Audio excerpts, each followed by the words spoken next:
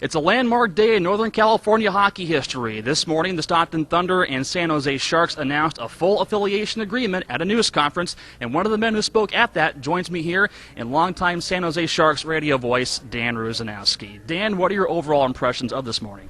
Well, it's a very important day for the Sharks because development is the key to winning. And the fact is you want to be in a situation where you have a city that loves the game, you have a great arena to play in, you have a good situation for the players, an excellent coach that you can trust, a good training staff, and good play-by-play announcers to call the game. Checks in the mail, by the way. Yeah, absolutely. So, well, as you said, the shoe's on the other foot. But I must say that that what really is important as well is the proximity, the fact that there's such a relationship between Sharks fans in San Jose and people who live in Stockton that come to HP Pavilion to see the Sharks. Many of them are season ticket holders for the Thunder. So I think it's a pretty easy sell as far as whether you want to consummate that marriage or not. And I think it's a pretty big day. It's been well known how much you've been a hockey historian for this market over the last 20 years now. Could you really envision this day happening, going all the way back to when you first set foot in San Jose? Well, certainly the moment that this arena was built here in Stockton and the moment that the team started to draw all of those fans,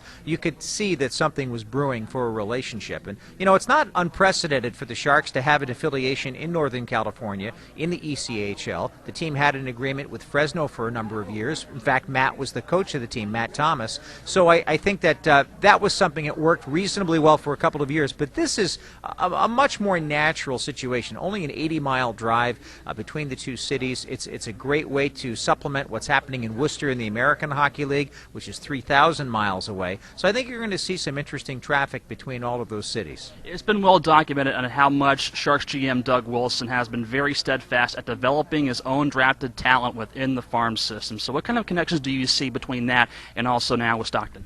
Well, there's a direct connection. The fact that the Sharks are laden with young talent, the fact that they're splitting this affiliation with the Edmonton Oilers this season, so that adds to the talent pool with which Matt Thomas can gather his top players. It's a teaching environment, and, you know, people talk about the youth of organizations and whether or not that makes you competitive or not. The Worcester Sharks were one of the youngest teams in the American Hockey League last year, and they were one of the better teams in the AHL. So I think that the way that you draft, the way that Tim Burke does his job in getting top players into the organization, and then the way that Wayne Thomas, the general manager of the Worcester Sharks and assistant GM of the Sharks, works to get those players trained, I think really spells well for Stockton.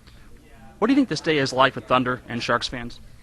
Well, I think it's just very exciting because there are a lot of Sharks fans that wear the Thunder colors as well. So for those people, I think it's going to be a natural fit, something that they've been waiting for a long time. And there was some evidence of it last year with some brief assignments, but this is more concrete and certainly more exciting for those fans.